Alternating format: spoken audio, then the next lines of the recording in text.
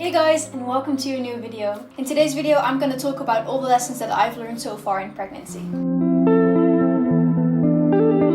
I knew I wanted to be a mum for as long as I can remember, and so I started my research about pregnancy and all the symptoms really early on, and I read books and I saw stuff on social media, and people will come and tell you things, and I get to see it in other people as well, but having actually experienced it, it's a world of difference. So I thought I would come on and share all the things that were different and that surprised me.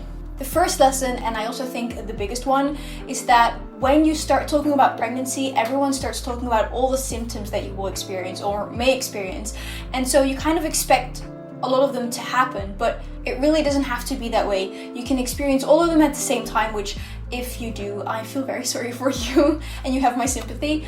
But you could also experience literally nothing and just be growing a human without even knowing. One of the biggest examples was that I feel like I hardly experienced symptoms. However, some of the symptoms were different than I expected them to be, and some were way worse than I expected them to be, and some just never came. The first example there was the exhaustion. I knew people said that being pregnant you'd feel exhausted, but the type of exhaustion that I felt was just out of this world. It was so strange. It wasn't just a regular I'm tired kind of feeling that I was used to. It was the type of exhaustion where I would wake up from having slept an entire night, having breakfast that I didn't even prepare. Conrad would bring it to me, and then after having eaten that, I'd be so exhausted I could go for a nap. I didn't always do that, but I really could just sleep a lot. I was so tired. The next thing that really surprised me was that even if you follow the advice that people give you,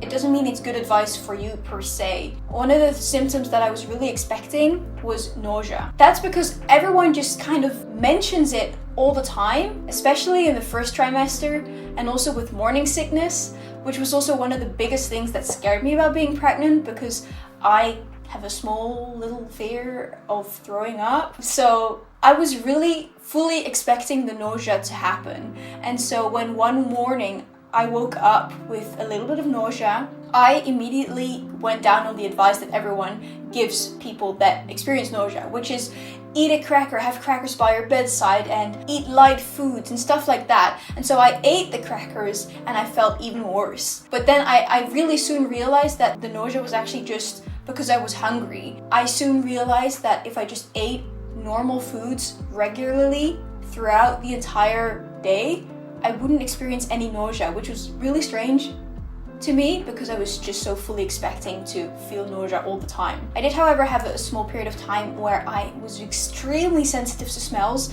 especially raw meats. I could not handle it at all, so I was happy Conrad was able to do all the cooking. Another thing that people always really mention is mood swings, and honestly, I was fully expecting myself to go absolutely crazy and start crying for no reason or just be overly happy and just go from one feeling to another, but I really have not experienced it at all. I also asked Conrad if he felt like I had more mood swings than I usually have, which he confirmed I don't really have. So a list of symptoms is really just what it is. It's a list of symptoms, and they're all things you could experience, but you don't really necessarily have to experience them. But I was fully expecting some of the symptoms, at least a bunch of them, to hit me hard, and they just didn't. A thing that doesn't really surprise me, but is still really cool to experience, is how easy it is, or easier, to let things go. So because I always knew I wanted to be a mom, I knew I wanted to prepare the environment by decluttering my stuff. And I did already go through it in my head with the thought of, if I were a mom right now, would I still want this, or is it just there because, I don't know, it has sentimental value for now, but it's not really doing much for me. And I did really try to eliminate stuff that if I were to be a mom, I wouldn't want, and then already throw it away. But actually being pregnant now makes it so much easier because there's gonna be a baby. I'm not gonna have time for cleaning up stuff that doesn't need to be around my home. I kind of expected to feel that way, but it's really made things easier on the letting go front of stuff.